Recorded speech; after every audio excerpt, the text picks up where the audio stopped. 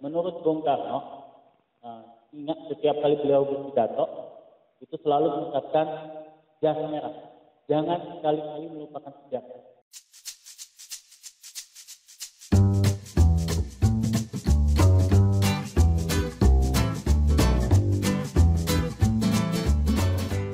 Assalamualaikum warahmatullahi wabarakatuh. Waalaikumsalam warahmatullahi wabarakatuh. Halo teman-teman channel.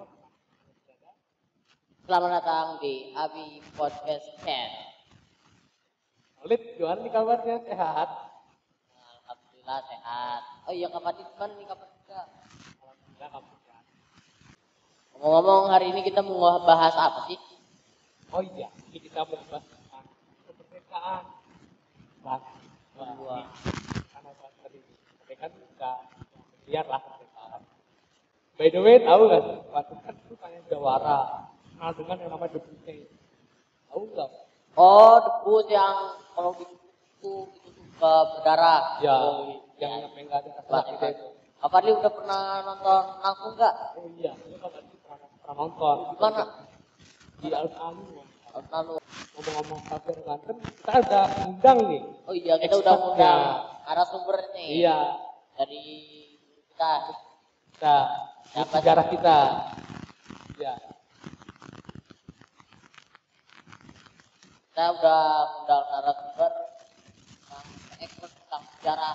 siapa tuh? Siapa lagi kalau bukan Mister Mr. A. A. Apa kabar nih Mr. A?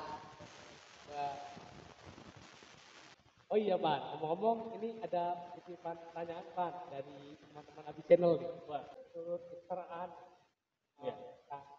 pemuda milenial yang pakat sejarah. Ya, menurut Bung Karno, ingat setiap kali beliau berpidato, itu selalu mengucapkan jas merah. Jangan sekali-kali melupakan sejarah. Itu inti daripada sejarah. Karena dengan kita pemuda melupakan sejarah, maka dia tidak akan tahu ya masa depan bangsanya mau dibawa kemana. Itulah pentingnya kata Bung Karno bahwa jangan sekali-kali Anda melupakan sejarah. Seperti itu. Itu penting, apalagi di zaman milenial banyak sekali anak-anak itu lupa dengan sejarah, lebih senangnya mainnya game. Nah, itulah kenapa penting untuk Fadli dan Khalid untuk belajar sejarah. Karena dengan belajar sejarah kita akan tahu ya dari mana kita berasal dan akan kemana arah bangsa ini dibawa nanti 10 atau 20 tahun. Berarti bangsa ini ada di tangan para pemuda milenial. Ya, 10-20 tahun yang akan datang, kalianlah yang akan menentukan nasib bangsa ini mau dibawa kemana. Apakah akan semakin baik atau akan semakin jelek? Mudah-mudahan kita jelek. Nah, itulah harapan dari para pendiri bangsa bahwa jas merah itu harus melekat di setiap pemuda bangsa Indonesia. Ya. Oh iya nih Mister. Ya. Ada pertanyaan lagi nih. Oke. Yang lain. Kalau di Banten sendiri, adakah tokoh pahlawan kemerdekaan yang berpengaruh? Ya. Untuk Banten itu karena kita berada di Selat Malaka, yang mana pusat perdagangan yang sangat strategis pada masa itu, maka mau tidak mau, suka tidak suka, kita ini selalu akan dimasuki oleh para penjajah. Gitu kan. Bangsa asing akan selalu masuk. Nah, maka dari itu, ya dari sejak zaman dahulu, pejuang-pejuang di Banten itu sudah banyak. Ya, khususnya pejuang Muslim, ya, seperti Kesultanan Banten itu sendiri. Dan disokong oleh ulama-ulama kita gitu kan. Contohnya kayak Sultan Maulana Hasanuddin Banten gitu. Terus ulama-ulamanya contohnya ya Syekh Nawawi Al-Bantani yang terkenal. Itu juga pejuang. Terus juga kalau di Cilegon ada namanya Wasid. Ya, Kiai Haji Wasid. Terus juga ada Kiai Haji Abdul Latif. Di Serang ada juga ulama-ulama yang banyak disegani oleh saat itu ya. Jadi banyak. Berarti untuk belum Selat Sunda ini belum jadi jangan itu di Selat Malaka dulu ya Pak? Iya. Karena mau tidak mau pertemuan antara ya arus yang paling ringan, artinya tidak ada gelombang yang tinggi, itu di selat. Maka setiap kapal-kapal besar, ya, apalagi kapal yang kecil ya, itu akan selalu melewati garis atau masuk ke dalam Selat Malaka. Artinya masuk ke Banten, nanti lanjut ke Sunda Kelapa. Seperti itu. Oh iya Pak, ya. Ada lagi nih Pak. Adakah prasasti sejarah yang meninggalkan? Ya. Peninggalan atau prestasi yang ada di Banten itu banyak sekali Mas. Yang pertama contohnya ada benteng Kerosokan di Banten. Ya. Terus juga ada batu tulis di Pandeglang. Terus juga Menara Banten, ya, Kesultanan Banten. Nah, itu banyak sekali prestasi. Kalau kamu mau belajar tentang sejarah Banten, silakan berkunjung ke Museum Banten. Adakah Fadli sama Khalid sudah pernah berkunjung ke Museum Banten? Oh, Fadli sudah Pak. Sudah. Fadli itu pernah ke Teruskan pernah Pak. Ya. Terus terakhir itu Fadli ke Aibon. Ya. Apa yang Fadli rasakan ketika sampai di situ? Fadli itu lihat peninggalan itu unik-unik tuh Pak. Ya. Dari megah ya. Iya Pak. Ya. Jadi ketika itu, ya, Kesultanan Banten itu, ya, mulai dari bentengnya, gitu kan, itu seluas mata kita memandang dari mulai Karangantu sampai ke Kramat Watu. Itu wilayah Kesultanan Banten yang hanya benteng dan kerajaan. Begitu luasnya. Berarti kita kagum dengan luasnya wilayah Banten. Itu peninggalan yang hari ini masih ada sisa-sisanya.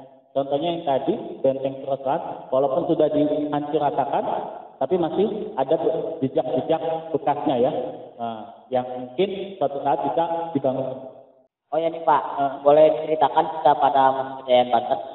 Ya, pada masa kejayaan Banten, ya, Kesultanan Banten itu adalah kesultanan yang penting di Selat Malaka. Artinya, karena kita dilalui banyak pedagang, ya banyak kapal, maka mau tidak mau kita memiliki perjanjian dagang. Nah, itulah mengapa Banten sangat strategis sekali dalam menentukan jalur perdagangan di Nusantara. Karena lebih strategis Pak, dekat sama Strategis. lautnya Pak. Nah, laut yang hangat, ya, tidak ada angin atau ombak yang tinggi, ya, maka semua hampir pelayar itu atau kapal-kapal besar maupun kecil itu berlaku ke Banten. Karena angin pun terhalang dari pulau-pulau. Ya, ada di Pulau Jawa. Ya. Itu dari sisi letak saat ini, geografinya. Ya. Dari sisi sumber daya alam Banten dan Indonesia ya, Nusantara itu memiliki sumber daya alam yang sangat kaya. Gitu. Mulai dari rempah-rempahnya, gitu kan. Apa yang tidak ada di sini? Semua ada. Nah, itulah yang menjadikan dunia Barat ya, tergiur bahkan ingin sekali menguasai wilayah Nusantara. Itu paling tidak kita bisa membaca ya, literaturnya di sejarah peradaban Banten. Oh iya, BTW Pak, ya. Kalau masa kejayaannya itu pada Sultan berapa ya? Ya, masa kejayaan Banten itu puncak-puncaknya ada di awal-awal masa awal pendirian kerajaan Banten, itu pada masa Sultan Agung Setyaki, yang mana wilayah kekuasaannya ya selain tentaranya kuat ya, tentara darat dan lautnya kuat, juga sudah mempunyai perjanjian dagang dengan Belanda ya, dengan orang-orang Portugis juga, sehingga kita punya peranan penting ya di Selat Malaka bagaimana mengatur perdagangan yang ada di wilayah kita. Terus? Ya, oke. Oke, saya ini Mister. Apa pesan dari Mister untuk situasi di SMP ITAB dan umumnya untuk siswa di Indonesia Pak? Ya, Mister. Pesan saya sama seperti pendahulu kita, Bung Karno dan Bung Hatta, serta pejuang-pejuang yang mana mengharapkan bangsa Indonesia itu keadilan sosial bagi seluruh rakyat Indonesia. Kalau tidak mau sampai tujuan keadilan sosial, maka terlebih dahulu kita harus tahu yang namanya sejarah. Gitu. Kita harus tahu asal muasal kita dari mana dan mau dibawa kemana bangsa ini.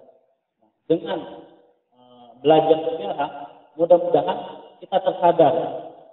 Anak-anak milenial sekarang sudah mudah tersadar bahwa oh iya, saya berasal dari bangsa yang kaya, saya berasal dari bangsa yang beradab.